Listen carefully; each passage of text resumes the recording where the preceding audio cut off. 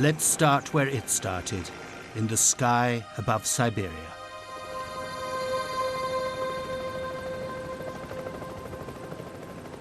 Down there is Tunguska. The area is larger than France, but its entire population could fit comfortably into a modest football stadium.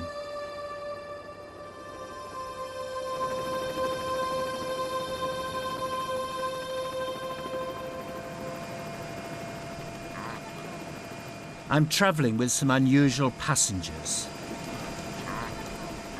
We've squeezed into the helicopter alongside 4 reindeer and a handful of nomads. And they, in a way, are the lead players in this story. Just after 7 in the morning on the 30th of June 1908, their forefathers witnessed something incredible happening in the skies around them.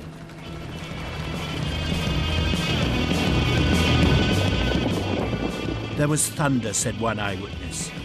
The earth began to move and rock. Конфликт здесь, небо и земля. I saw the sky split in two, said another. Fire appeared high and wide around us.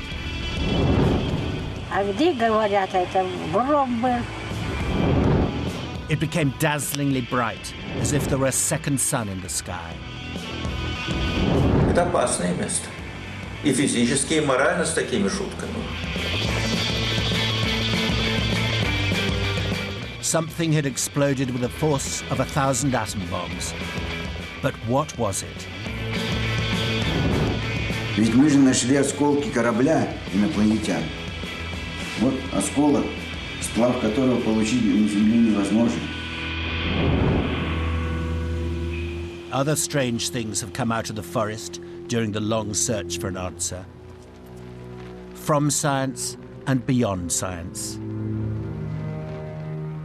Научное объяснение крайне ограничено. Я прячусь в научное объяснение от других аспектов, от страха.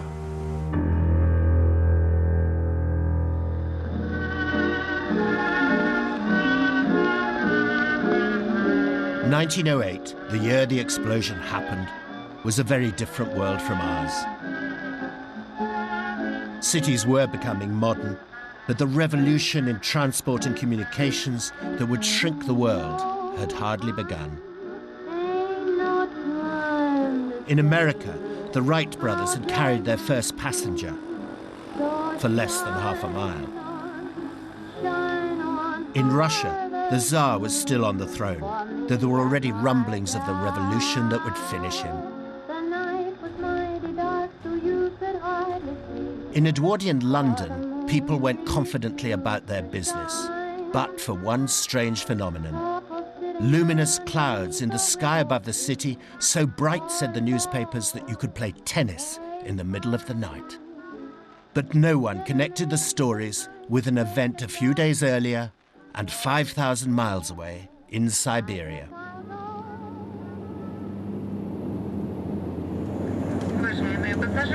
A 100 years later, almost to the day, I was on a charter flight bound for Vanavara, the nearest settlement to where the explosion had happened. All I'd been told to look out for were mosquitoes.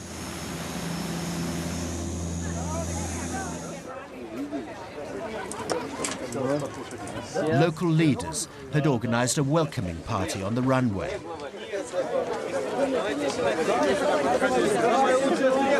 Technically, this is still the homeland of the Evenki nomads. Дорогие гости, теперь вам оденуты венкийские солнышки, которые будут вас охранять на венкийской земле от злого духа, от нехорошего глаза, чтобы у вас все было хорошо. Вам сейчас девчонки оденут все. А комары это знают? Да, комары. Вы только должны говорить волшебные слова. The welcome was a curious cross-cultural pantomime. Even the lad dressed up as an Evenki shaman looked suspiciously Russian up close.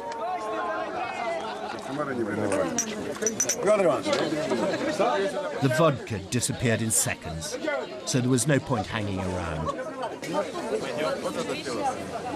Soon the bosses were heading one way, while we set off in the other to see what the settlement offered.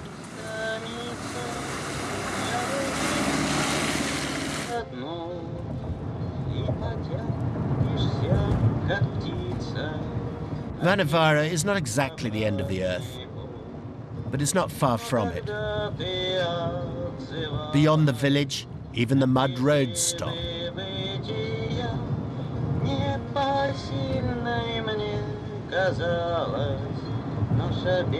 But today is special.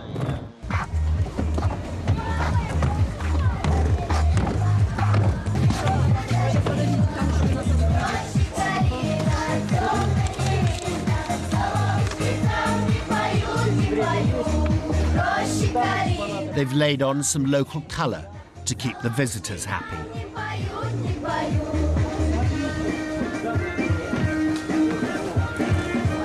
Apparently jumping is a popular sport among the Evenki. Certainly keep you warm in winter.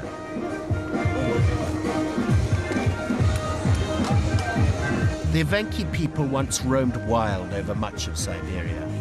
This was their land for herding reindeer and for hunting.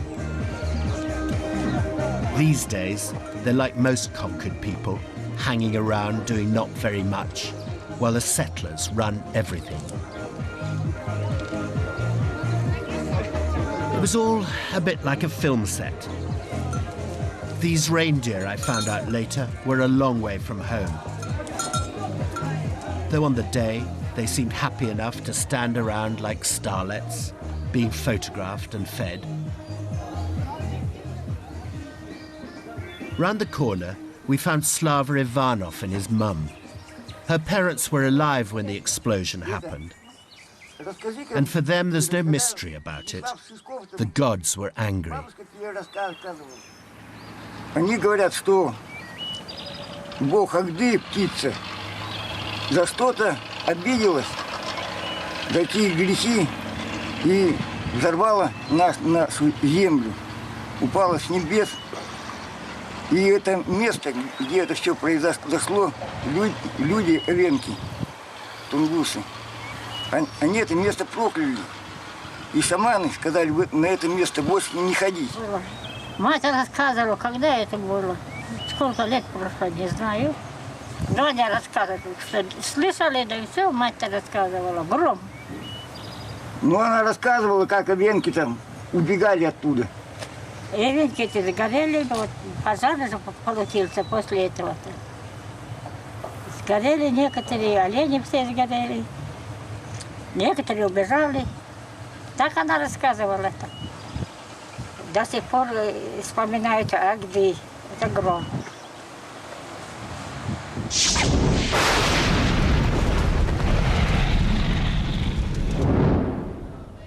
The Russians are adamant that there's no record of anyone being killed by the explosion.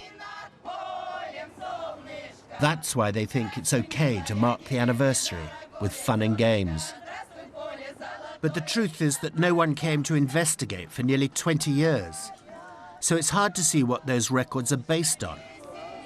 Конечно, это, конечно, не праздник. Это трагедия для нашего народа, трагедия. Когда начинали этот праздник, праздник, надо было начинать с минутой молчания по погибшим людям, по тем людям, которые кочевали в тех местах. Catching a helicopter around here is like catching a bus. Всего 21 человек. Почему 21? Должно быть 21. There are no roads outside the settlements, no railways. If you don't fly, you stay put or go on foot.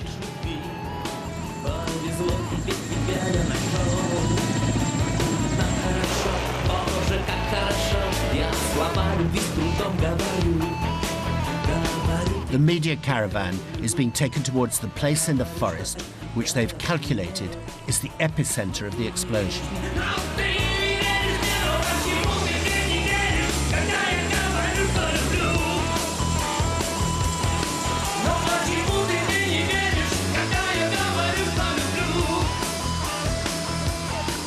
The odd thing I've discovered already is that most people I talk to call it the Tunguska meteorite. and then argue all day about what it really was. All they agree on is that it happened, whatever it was, on June the 30th. The governor of the Evenki Autonomous Region is the man on the left. He's trying to make an announcement for the cameras. На Ивенкийскую землю, недалеко от селения Ванавара, упал Тунгусский метеорит. Сегодня, 30 июня 2008 года, исполняется ровно 100 лет с момента этого события. Well, actually, it's not, as someone points out. Завтра 30-е, сегодня 29-е. Вы назвали сегодня. Мы открываем это сегодня. Мы не привыкли к таким выдумке. Нет, это вырежете потом. He's doing it for us, of course. The news teams are a long way from base. Can't have them missing their deadlines. К столь знаменательной дате. И дабы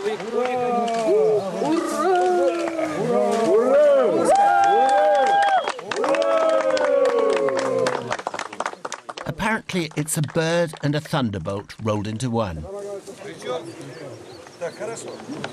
Вот теперь еще одна достопримечательность. What takes your breath away is to think that none of this, neither the anniversary celebrations nor the continuing mystery surrounding the original event, would have happened without the almost superhuman efforts of this one man. Virtually alone, he converted the great explosion from tribal legend into a mystery for the modern world. About 700 miles from Vanavara is Tomsk. In 1908, it was an important outpost of the Tsar's Siberian Empire. A local historian showed us a plaque recalling its days as the hub of the pony mail. This is the beginning of the regular postal communications along the greater Siberian tract. That was my producer, Teresa, talking. We had contacted Eduard Majdanuk to see if he could help us find something in the archives that would show whether the local newspapers had even reported the explosion. Так, вот перед нами сейчас подшивка, годовая подшивка газеты «Сибирская жизнь» за 1908 год. Год, когда произошло интересующее всех нас событие. Finding the precise date is tricky because the Russians then worked off a different calendar, which ran 13 days behind the rest of the world. Then he found what we were looking for. This says visitation, some word like visitation from heavenly regions. Middle of June, remember there's different calendar those days, near 8 o'clock in the morning, not far from the railway line at Filomenova, which is near Kansk. What happened? A huge meteorite. Imagine a story like that today. The media would descend en masse. But in 1908, it disappeared without trace. Well, almost. In the room next door, Alia Boyakina was unwrapping a parcel. It was a photograph album that belonged to a man called Leonid Kulik. In 1908, Kulik was 25 and under police investigation for distributing revolutionary pamphlets. He didn't have a clue about the explosion. But 13 years later, he stumbled across something that would change his life. This picture is important because in it you see a little calendar of the year. It had anniversary dates or events that happened on this date. Printed on the back of that date was the story we'd seen next door. Kulik found out that there had been a Tungusk meteorite. Why had he not known beforehand? She says it's because it happened so far from civilization that it went practically unnoticed, apart from 1 or 2 reports, but no one paid the slightest attention to them. Seismic stations all over the world did register that there'd been a huge explosion, because the shock waves from it went twice round the globe. Then it was noted on the calendar on the 30th of June 1908 that there'd been a huge meteorite somewhere in Siberia, but where exactly, nobody knew. The album gave tantalizing glimpses of the man. Soldier, student, family man, explorer. We wanted to know more. Alia told us that his daughter Irina was still alive. Why didn't we ask her? I got out a map. There's Europe over there, where we started. From Moscow, it's then a 4-hour flight across Siberia, here to Tomsk. To find Irina, we now needed to catch the overnight train to Krasnoyarsk. Just beyond it, you can see the town of Kansk, which that newspaper story was talking about.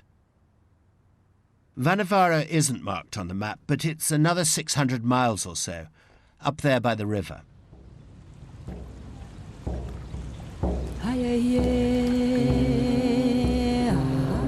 In Kulik's day, rivers were pretty much the only way to get around.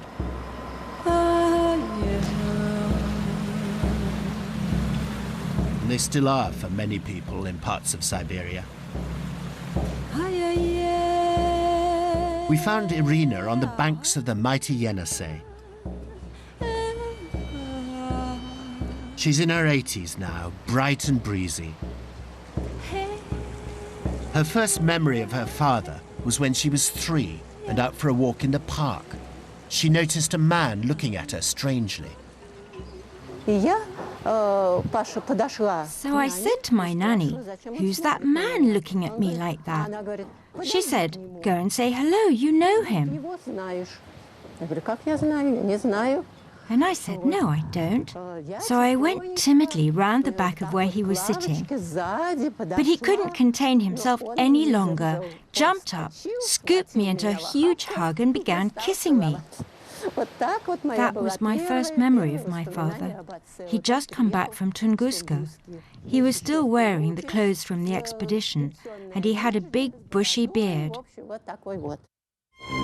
Kulik's transformation into an explorer was an unexpected byproduct of the Bolshevik Revolution. For the best part of a decade, Russia had been in turmoil. First war with Germany, then revolution, then civil war. Throughout most of that time, Kulik had been in the Russian capital, somehow hanging on to his job in the Minerals and Meteorites section of the Academy of Sciences. That's why he was so interested in the story on the back of the calendar.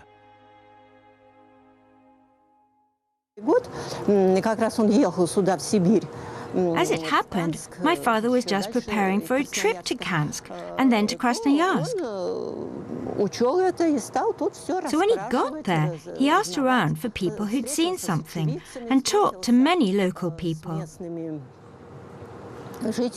Then he distributed masses of questionnaires to find other eyewitnesses. Kulik, on the left, soon realized that the Kansk story was little more than barroom gossip. The real story was much bigger and much further north. He persuaded his boss to let him go and investigate. There's no film of his first trip. This rare archive is from the following year, when he did have some help. But he told his daughter about his first trip when even finding a guide was a problem. Eventually, this man agreed to go with him.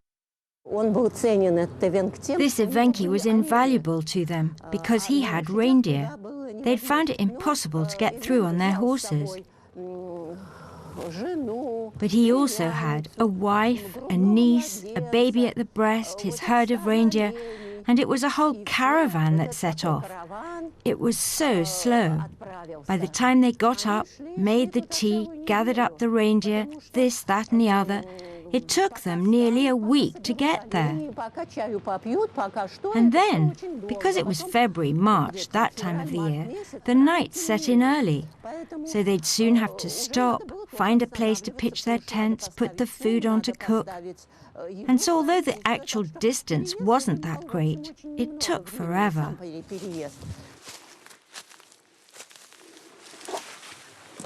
After a week or so, they finally found what Kulik was looking for. It was astonishing. Nearly 20 years after the event, thousands of trees still lay in neat rows on the ground, scorched and uprooted by some huge natural force.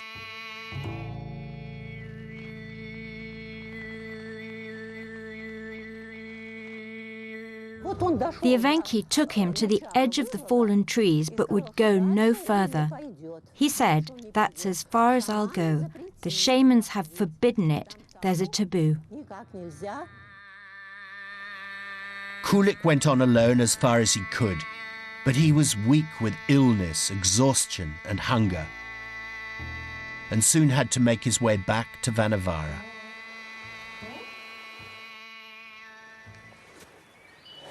One afternoon, I tried to follow his trail into the forest. After a long walk and up a steep hill, I found what I was looking for. Well, these are the last remains to be found of the explosion it left behind. Nearly everything has grown over since 1908. But these trees are a reminder today of the extraordinary scene that Kulik must have been greeted by when he arrived here in 1927. You can see how they're uprooted by the force and laid out in straight lines by the blast, as tantalizing then as it is now. What on earth was the cause of that blast? Or should I say, what in the universe was the cause? It was the sight of these trees that convinced Kulik he'd reached the spot where a massive meteorite had landed.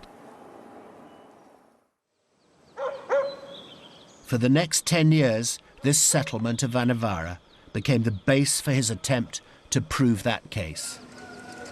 Vanavara was just a small place then. It's only now that it's a big settlement. At that time, it was just a few buildings where local hunters could get their ammunition and supplies and trade in their pelts. But he was good at making friends with the local people who mattered, and they helped him a lot.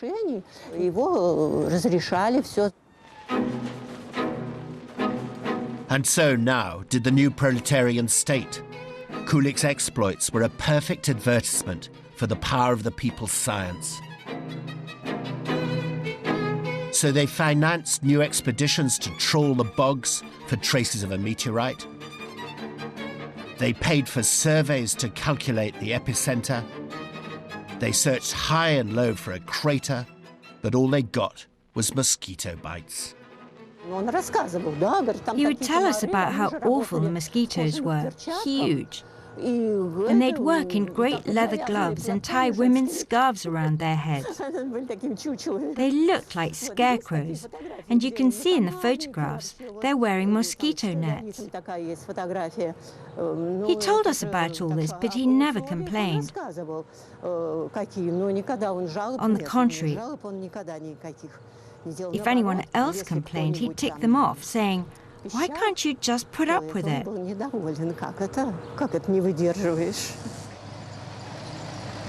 Abandoned after the explosion, Vanavara began to be repopulated soon after Kulik's first trip. We went to see one of the oldest inhabitants, Valentin Zabortsev. His parents knew Kulik quite well, and Valentin himself seems to be made of the same durable stuff.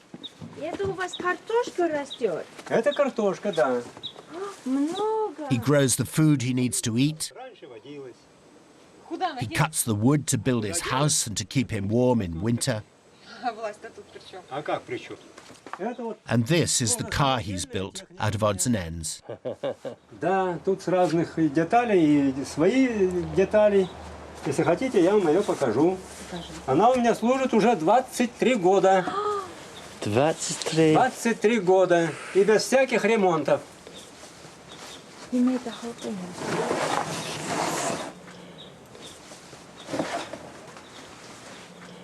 Агрегат с мотоколяски СЗА. Для инвалидов были эти коляски, где-то выпускали с 60-х лет, наверное, где-то так. Transport was even more primitive when Valentin's family came here in the 30s. Stalin was making peasants all over Russia give up their land and join collective farms. When his commissars set one up at Vanavara, Valentin's parents had no choice in the matter.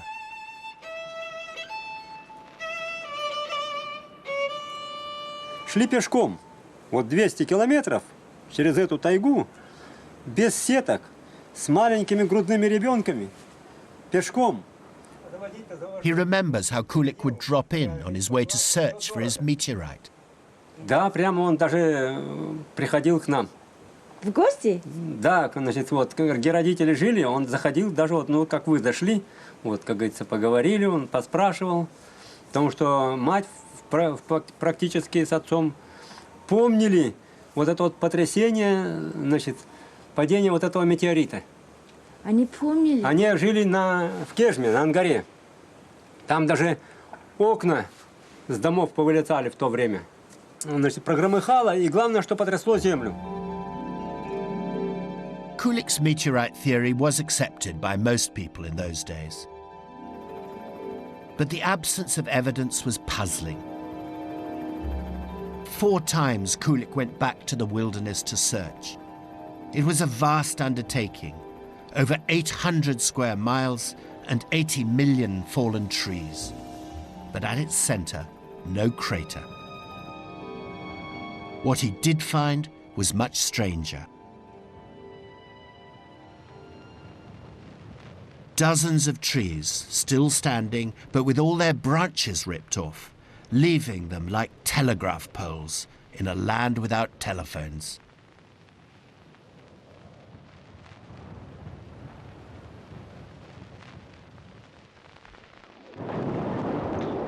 Kulik was planning a 5th trip to the forest when Hitler invaded Russia. At the age of 58, he volunteered for another bout of service in the Russian army and died of typhus in a German prison camp. But he had opened the doorway to a mystery which was to take his fellow Russians on a strange and unexpected journey.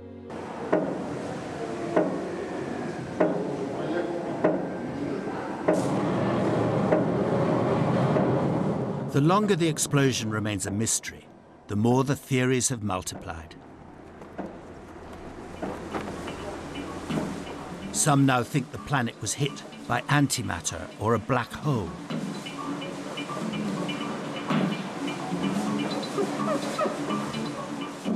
Others say the explosion came from within the Earth. Some even think it was deliberately triggered by an electrical impulse from America. So now they just call it the Tunguska phenomenon. Тайна столкновения Земли и космоса велика. Слава Богу, человечество еще не знает таких взрывов. 10 водородных бомб в одном месте, в одно мгновение.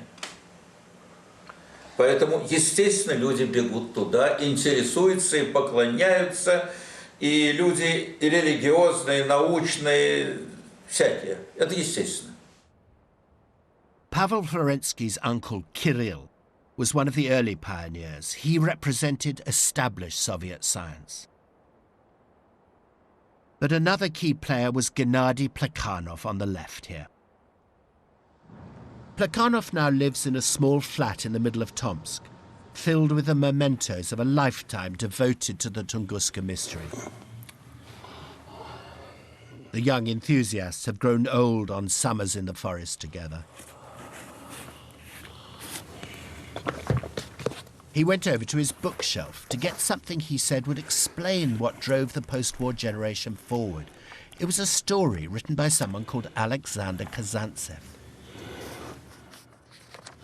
Это рассказ Казанцева «Взрыв», который был опубликован в 1919 1946 году.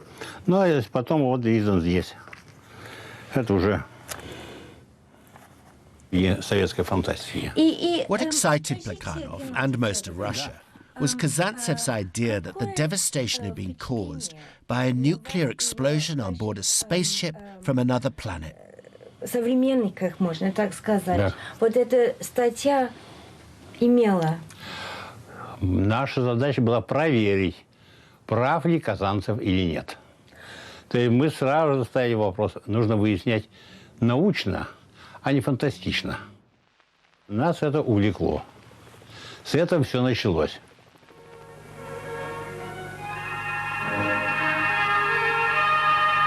Мы остаемся. Наш вертолет улетает на юг, откуда полвека назад примчался гость из космоса, чтобы сделаться тайной для жителей Земли. To understand how this extraordinary story took off, you have to understand the times the Russians had lived through. First, a terrifying end to a terrible war. The phantasmal swirl of atomic energy soars upward in a column capped by a mushroom shape. A whirlpool of elemental fires rising to 60,000 feet. The blast that turns square miles. And now they felt isolated, fearful of hostile American power. Мы в панике здесь, в Москве. Мы хотим мира. Хватит, повоевали. И поэтому мы так радостно восприняли инопланетян. Мы хотим дружить хотя бы с инопланетянами. Мы их ищем. Это... One such seeker of alien friends was this man, Georgy Grechko, later a hero of Soviet spaceflight. He was still at school in post-war Leningrad when the Kazantsev book came out. Я взял карту, посмотрел, где Тунгуска, где Ленинград, и стал планировать экспедицию. Но планировал на поезде, потом по реке. Но я тогда сказал, что я обязательно туда приду и буду искать, вот это, обследовать это место на предмет, не взорвался ли там корабль, не осталось ли там что-то. And in 1960 he did. By then Grechko was a member of the top-secret Soviet rocket research team centered in Moscow. Its leader was a brilliant and shadowy eminence of the Cold War called Sergei Korolev. Grechko and other enthusiasts on the team knew another expedition was being mounted to search for remains of an alien spacecraft and were desperate to be on it. Нам денег не хватало на самолет, но мы пришли к Королеву и сказали, что вот есть такая версия, что это был космический корабль, и мы хотим исследовать. Он сказал, что я могу вам дать несколько солдатских пайков для питания, 2 дам солдат с рациями, чтобы держали связь между вами и базой. И еще, говорит, вам повезло, я в Красноярск отправляю вертолет для своей дочерней фирмы. Так вот, этот вертолет пусть сначала поработает на вашу экспедицию, а потом, когда вы закончите, он улетит в Красноярск. So with Korolev's backing, they set off to join Plekhanov's expedition. Это мы. Группа людей, посвятивших свой летний отдых исследованию загадки Тунгусского метеорита. Поиски продолжаются потому, что тайна остается тайной. А вот что касается настроения, настрой был боевой. Найти дюзу космического корабля. Ну, мысли, естественно, что вполне возможно, что это был космический корабль инопланетян, что они летели к нам на Землю, что взорвались на посадке. Даже нам было лучше думать, что это был беспилотный корабль или что там сидел робот, потому что жалко было инопланетян.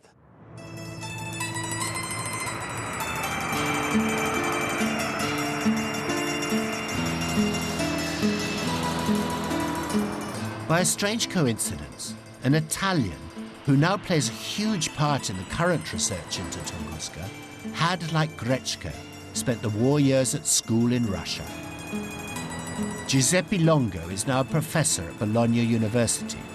His parents were fiery Italian communists who sent him to Moscow while they were either in prison or leading partisans against the Nazis. So he understands exactly why the Russians took Kazantsev so seriously. Many people think about Kazantsev only as a science fiction writer. Really, he is an engineer. So, in 1946, when the Soviet government sent to Hiroshima and Nagasaki a Soviet delegation to study the effects, Kazantsev was a member. And what Kazantsev knew was that the Nagasaki bomb had exploded above the ground, not on impact. Looking at the ruins, he realized it had uncanny parallels with Tunguska. He had seen some buildings that were still standing near the epicenter of the explosion, because there the shock wave came vertically and do not put down all the house as if the house was at a certain distance. And so there were some walls still standing up. The same was in Tunguska. It was that observation that really led Kazantsev to his theory. If the trees had been flattened by a mid-air nuclear explosion, it must have been generated by aliens, since no one on Earth knew how to split the atom in 1908. In the context of the time, it wasn't quite as wacky as it sounds now. Flying saucers were being spotted all over America. Why not in Russia, too? In the 50s, they sent in the space the first Sputnik.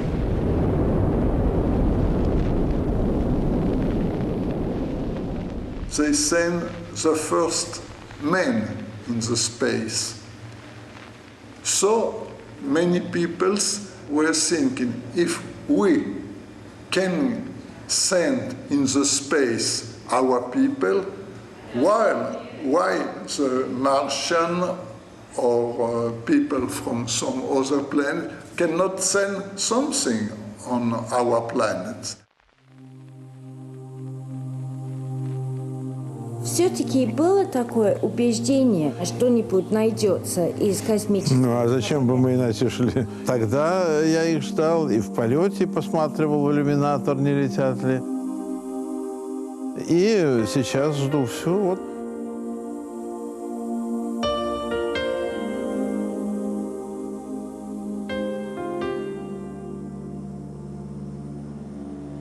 It was rather a relief to find myself back on a perfectly ordinary aeroplane. Or as perfectly ordinary as they get round here. They didn't find any pieces of spacecraft, of course, or nuclear particles from 1908. But most scientists do now agree it was a mid-air explosion, probably about 5 miles high, caused by huge pressure building up on something enormous entering our atmosphere. But the oddball theories still thrive, and we were now landing in Krasnoyarsk to meet someone who apparently had a very distinct vision of his own. We were taken by the governor's personal PR to a public library in wooded parkland. One of the rooms held a small museum which he promised would interest us. Because Yuri Lavbin was such a big local celebrity, the PR's son and several of his school friends had come along too. He took us up to his room and casually offered us his first surprise. Тунгусская комета. Кто сказал, что ее не нашли? Вот она. Вон у нее осколки. The thing he was pointing at was just the largest piece in a room full of rocks. He'd found them all in the region, and most of them, he said, had characteristics of rocks from Mars. Just very... Возьмите, подержите его. Это марсианский базальт. Это глубинная порода Марса. Deep marsh basalt. In that case, why is there still controversy?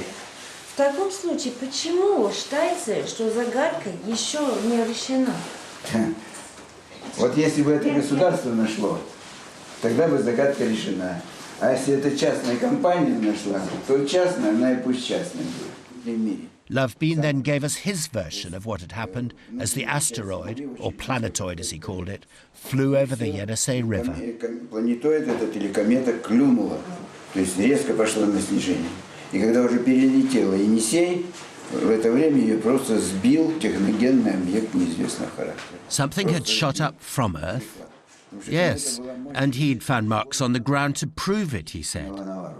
Так вот в этом месте 70 He pointed to the map to show the flight path of the incoming asteroid. У нас надо уметь читать из космоса. And then picked up a photograph. This, he said, was the place from where the intercepting spaceship had taken off. Вы имеете в виду, что это где было инопланетян? Где был инопланетный корабль? Ведь мы же нашли осколки корабля инопланетян. Вот осколок, сплав которого получить на Земле невозможно. They're saying that this ферросилицит. Это двумодификационный alien spaceship. Соединение. And the way that it's been, the metal has been put together is not possible on Earth. And all this happened on June the 30th, 1908. И все это произошло 30 июня 8 года 1900. 7 часов 15 минут утра. And were the aliens trying to protect the Earth then? И это значит, что инопланетяне хотели... Не хотели, а спасли нашу цивилизацию от гибели. Они...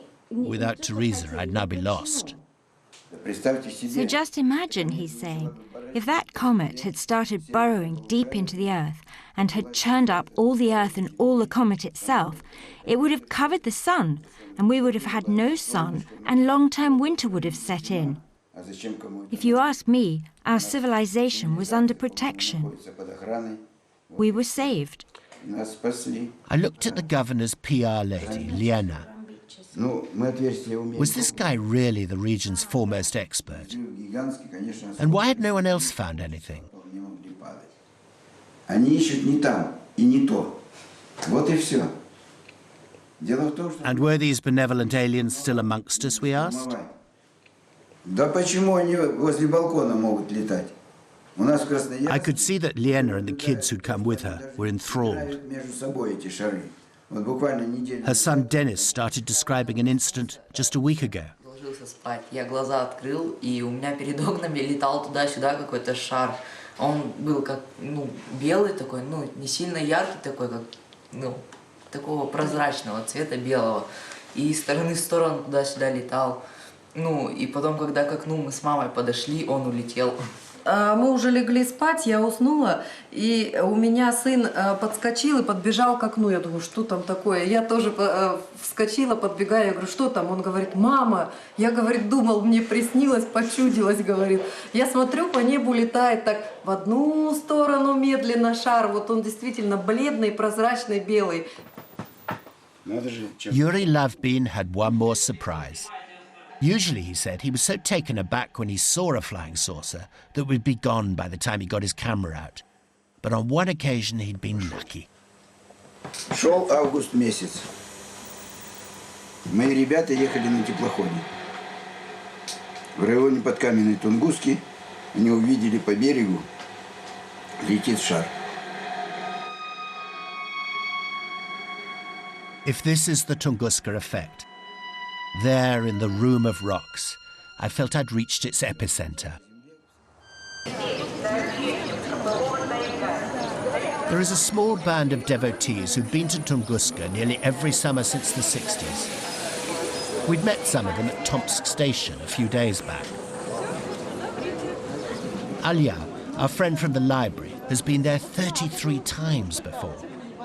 Садишься, подумаешь, этот рюкзак, это все ерунда. Это очень какое-то особое такое вот состояние уезжать в хорошие места. Это непередаваемое, конечно, ощущение, потому что все остается, вся суета, вся работа, все остается позади, и ты свободен. И вот прям как птица. Slava Krivyakov is a younger generation. His mum was one of Alya's friends. Gosh. He still does much of the trip on foot. How many kilometers? И сколько вы будете с этим весом пешком? В общем, 200 километров. Rather him than me. Снова встречаемся. Да, как ваши дела? Plekhanov's wife Ludmila is the mothership of the enterprise. И какое у вас самое яркое, самое любимое воспоминание об экспедиции? Ну вот я еду домой. Серьезно? Да. Я еду в юность. Я еду домой. Я еду к людям, вот все это вот люди, это мой дом.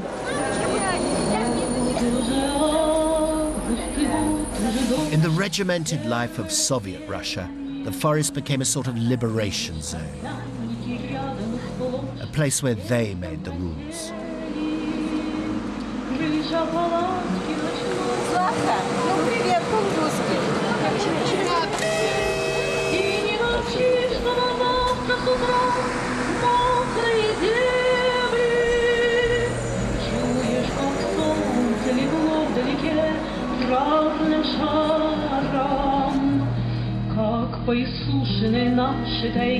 The regulars formed a club called KSE, sang songs together, spoke their minds, and searched for answers to life.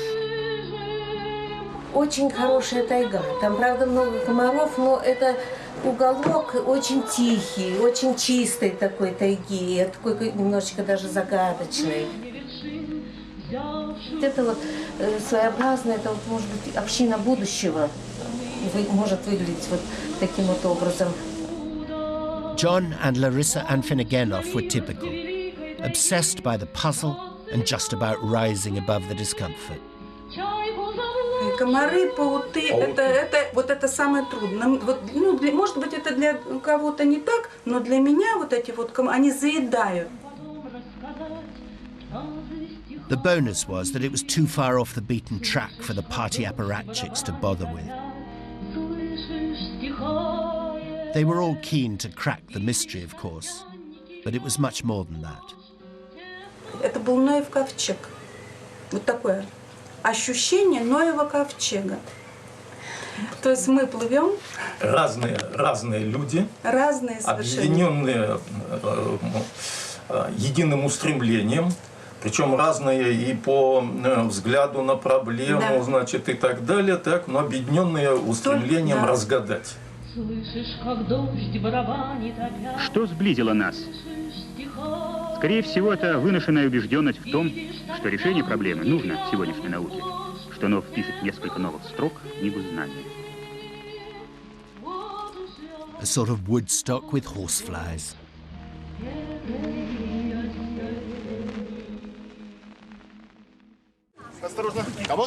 The fall of communism has been a shot in the arm for the never-ending search, because foreigners can now join in.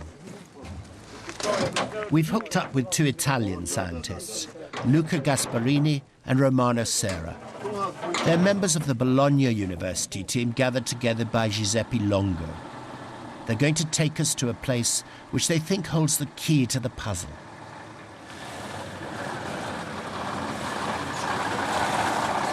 For most modern scientists, the argument has now been narrowed down. Either a meteorite which more or less disintegrated in a cloud of dust, or a comet which had been largely dust and ice to start with. Both theories have problems, and for meteorite fans like the Bologna team, it's the absence of a crater that's still the biggest. We load the chopper with supplies for a night in the wild. Those eggs aren't for us, by the way. We're dropping them off for a group who had theirs stolen by a bear.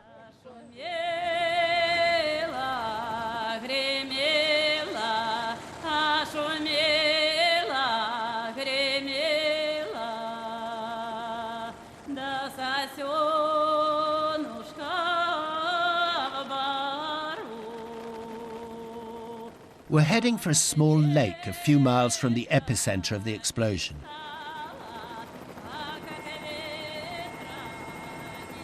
Lake Checo, as it's called, doesn't appear on pre-1908 maps. The two scientists from Bologna believe it's because it simply didn't exist then. They think it was formed by a fragment of a meteorite landing down there near that cabin.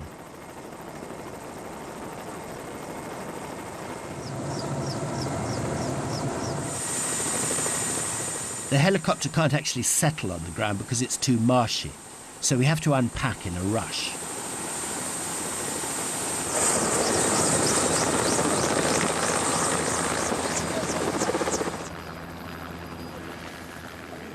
The Italians first came here 9 years ago.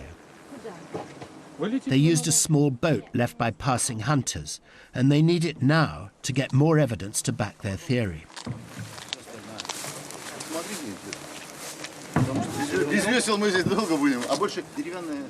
What they think is that a huge meteorite exploded in midair and that a fragment of it smashed down into the thick forest near this bend in the river. Water then flowed into the crater and formed a lake. What are you hoping to do this evening then? I want to see the trees that eventually were smashed by this impact and are now lying below 1 meter of mud. And I mean, they. So how will you get to them? You'll dig down, will you? I cannot dig down, of course. I will take pictures of the bottom because I saw in the last expedition in 1999 that there are some branches that crops out of the bottom, and filming it more precisely probably will allow us to decide whether they are normal trees coming from the forest or whether there is some systematic pattern that could be interpreted as this meshing that I mentioned before. Yeah. The trouble is, we're having to make our own oars, and the bugs are awful. God, the mosquitoes are terrible, aren't they? Yeah, these are... There's horseflies. Yeah. What's your solution to them? Just ignore them? Yeah, you ignore them, but they don't ignore you, unfortunately. Eventually, we're ready to launch. How old? In the other direction. How long? На тот берег, ну на час, ну да, закопать. Идете без нас. On their last visit, they'd used sonar devices to show that the lake was deep, sort of conical in shape, and unlike the shallow, flatter ones typical of the taiga. На корму лучше сесть одному. Да пускай плывет. Ничего. Собака. That survey also detected something unusual at the bottom, which might just possibly be the remnants of a meteorite. These fucking animals, you know. Yeah, terrible.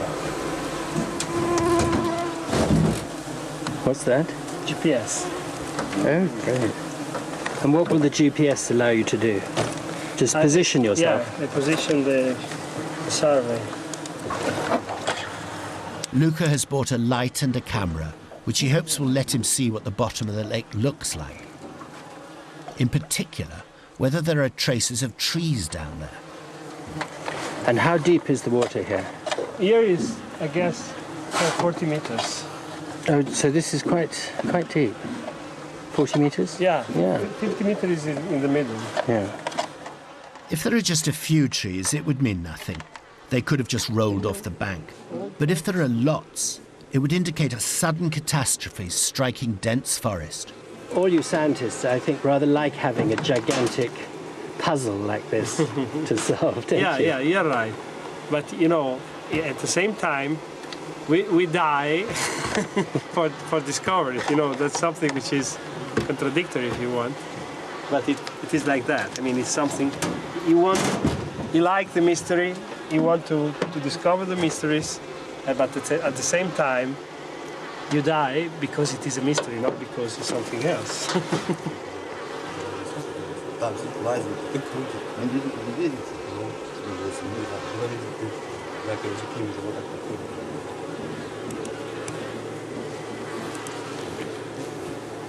Oh, the trees! Yeah, no, don't move. You don't have to move. You see the trees? They are there. I see. There are trees. Good. There are trees coming down of the... Yeah. Oh, I see. Yeah. Yes. You see? Amazing. So what do you think that first glimpse shows? That's our trees. There are trees everywhere, buried by mud. Now our problem is that we move a lot. Okay, great image. You see? Yeah. They are pine trees. And what do you deduce from the existence of those pine trees down there? If they are everywhere, it means that everything here is a bunch of trees smashed and collapsed. Yes. That was covered by a thin veneer or mud. You see? Very clear. Do you feel strange looking at a forest that was brought to an end 100 years ago? Well, I feel strange for other reason.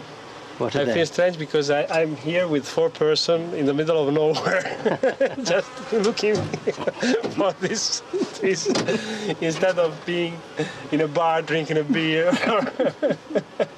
I feel a little bit crazy, if you want, more than strange. We move off. Luca wants to take soundings all over the lake to make sure the first one wasn't just a fluke. You see? It's amazing. Everywhere you go, you see these are trees. Yeah. You are witness. You all are witness. That you found the missing forest? Yeah. A few trees might have fallen down, Yeah. but that many But not a carpet. have to be pushed down in But one. not a carpet. It was something huge, you know, something totally not normal, not known. Light was beginning to fade. We made our way ashore and got ready for our first night on the lake.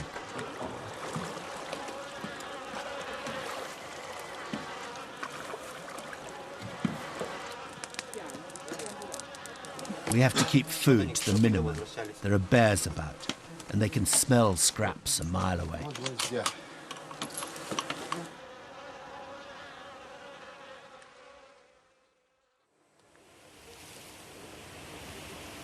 Next morning, it's back to work early. The weather can change quickly round here and they want to use every moment. Romano Serra's looking for trees that have already been damaged by lightning. He needs to examine the cross-section to measure their age. Irregular rings usually mean something has happened to change growing conditions. He can also see whether there are signs of earlier damage and the direction from which it came. Very bello. This is 08 near. And after go in this direction, north. The explosion, big explosion, direction is in south. Promising. The rings suggest something big happened about 100 years ago. And here's another one that looks interesting. It is, by the way, near the shoreline of the lake. And so, in case the lake was formed as an impact, should have suffered some bending. And it's exactly what Romano is going to see. What they're hoping is that the cross-section will show more irregular growth or damage. But then a surprise. No obvious sign of anything unusual. This is trees which were alive in 1908. These were survived trees as well. But Romano needs more study to say something more. Not quite what he was expecting. No. That's typical of Tunguska. You accumulate evidence that points in one direction, then up comes something which doesn't fit. The answer? Keep trying. Romano sets off to get more samples from the other side of the lake, while Luca and Alexei go back to trawl a section where a small stream forms a delta.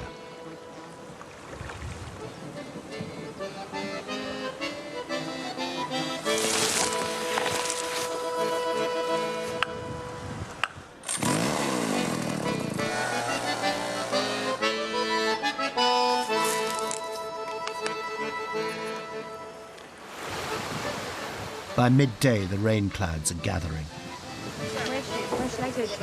Luca and Romano decide to call it a day. There'll be more work to do back at the labs before they can confirm their findings, but they're pleased. There are a lot of things that we have to analyze further, but they are promising. And for one day, it's a lot.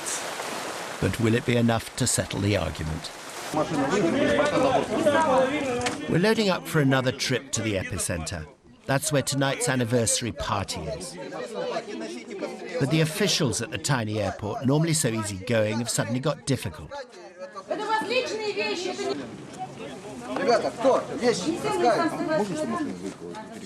While we're waiting, we spot an odd-looking group nearby. We go over to chat to them. They had news for us. Мы сегодня одни-единственные на весь мир в 7 часов 14 минут были в эпицентре палевого вулкана. Все. Только мы, больше никого. Oh, no. He had a point. Just after 7 was the actual anniversary. И скажите, что вы там делали в 7 часов? Мы молитву творили. Молитву. We pray God. God. Все. И что, какая была молитва? Хорошая молитва, к Богу обращенная. Да, да. А вы сами верующие? Можно ездить на автомобиле, не зная автомобиля? Нет? Нет, вот и поэтому ваш вопрос некорректный. Нет, я имела в виду, как у вас верующие. Не. Это некорректный вопрос с вашей стороны. Вы интеллигентный человек? Надеюсь. Такие вопросы нельзя задавать. Такие вопросы не задают. Почему? This wasn't going so well, and now I made it worse. What's the connection between the Tunguska incident and God? Связь между тунгусским феноменом и чем? И Богом. И Богом. Прямая. Директ. Директ. Как? Я не готов отвечать на этот вопрос. And off he went to sit with his friends by the stagnant pond. One of them said it was God who'd guided them together via the internet. But there was no time to find out more. Our problems at check-in were sorted, and we were off.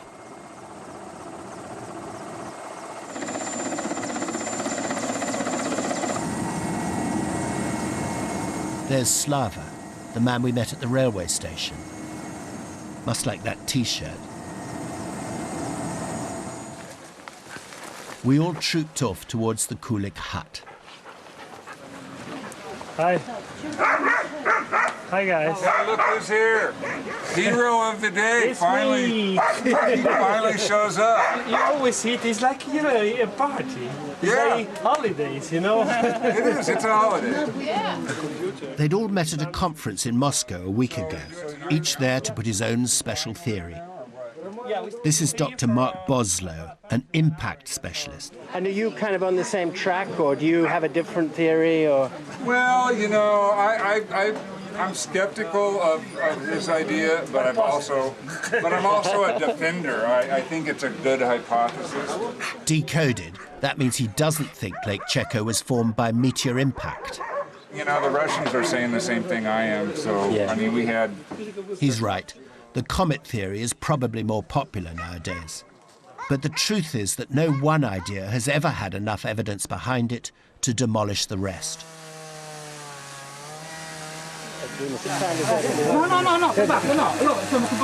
Suddenly Romano's getting excited.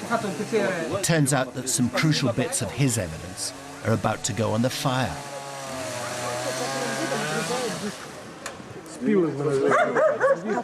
They have called the telegraph pole. It was a tree that was standing very close to the epicenter, or one of the epicenters, eventually, and it was totally deprived by branches and by the scorch.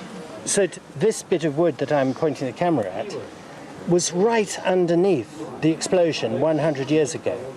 Era proprio sull'epicentro. È molto probabile perché avere questa forma siamo all'epicentro. It is Very likely. Well, you know, I didn't expect to see it in the wood pile. I want to take a slice of that home.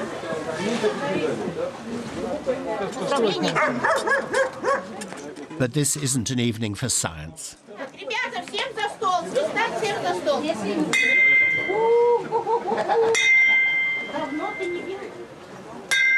Я что, Панамарь, что ли? Так, мальчишки, почему же сидите-то? Давайте за стол сюда. Сжимаемся.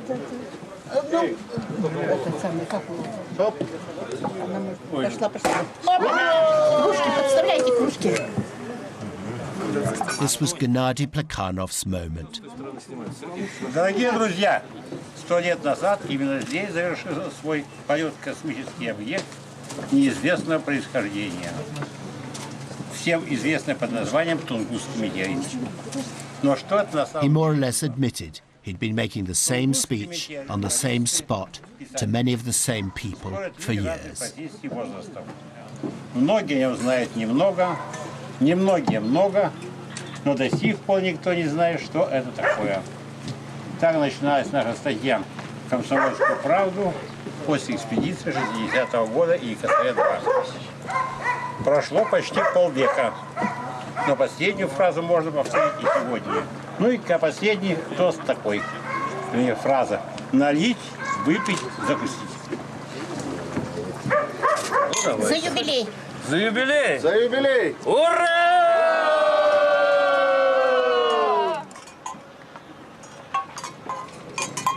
Picture of an unhappy man. He'd come here to work, not play. Я скажу вам, как это я называю. У нас я один раз увидел этикетку, называется «Хвосты лобстера. Имитация тунца». Вот это то, что здесь происходит. Проносилась под тобой планета, солнце в жизни, как всегда, согрето.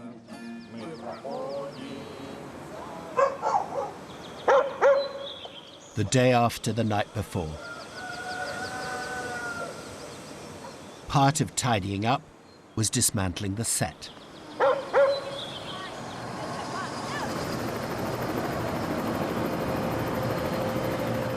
Which was how we found ourselves lifting off from Vanavara again, packed in tight with 4 reindeer and 5 of their minders. The weather was bad. We had to fly low over the forest as we headed back to their home in the wilderness.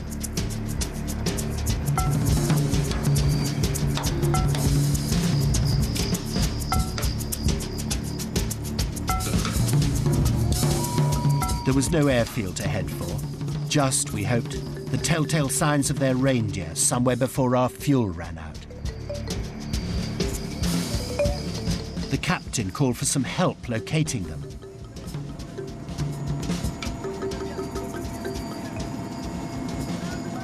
And suddenly, there they were.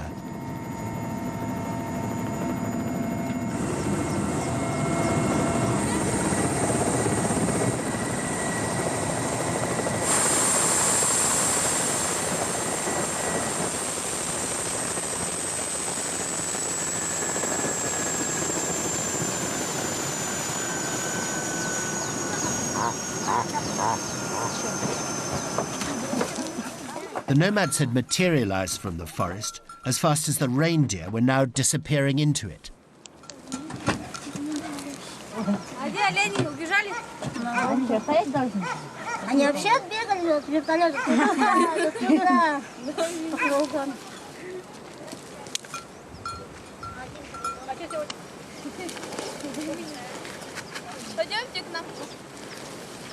I felt like a time traveler. Okay, their clothes are modern, and so's the stuff they've brought back in those bundles. But I don't think Evenki life today is really so different from 1908. But unlike the enthusiasts I'd been with all week, they, without a doubt, have moved on. Perhaps they believe lightning doesn't strike twice.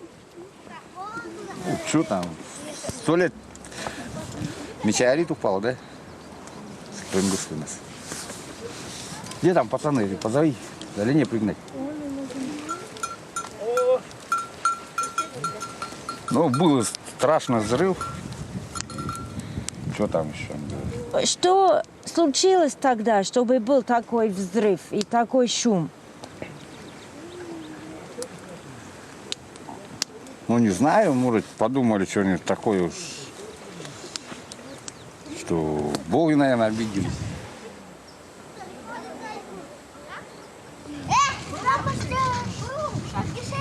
Где ваши? I went into one of the tents. Did they live in them the whole year round, I asked. И зимой, и летом, и весной, и осенью. Но у вас зимой чумы, наверное, уже из оленей шкур. Нет, такие же. And she went on to explain the problems of keeping warm. Старые уже все вымерли, а The younger generation didn't have the same knack as their grandparents when it came to sewing reindeer skins, she said. раньше у нас только бабушки такие делали. And how deep does the snow get outside? Метр, наверное, полтора бывает. 3 метров? Ну, метр с Это? лишним, больше Да? даже. Больше? Ну. Maybe we'd all be happier if we lived by the rhythms of nature and left the cosmos to the gods. But we don't. And the more we know, the more we seem to fear. Мы на грани этого страшного кошмара, который мы его предчувствуем. И поэтому, конечно, болезненный интерес ко всякого рода катастрофам. А для большинства они сводятся вот к упавшему камню. Поэтому вполне понятен гигантский интерес к тунгусскому явлению, причем включая в него и ажиотаж, и интерес всех людей.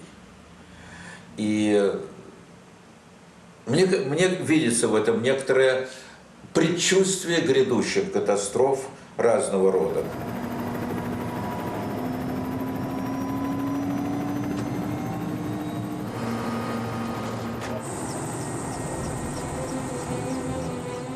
The scientists call the thing which descended on Tunguska a once-in-a-thousand-year event. Heading for home, I couldn't help thinking how different history might have been for the Tsar and everyone else, if in the whole of time it had happened just a tiny bit later.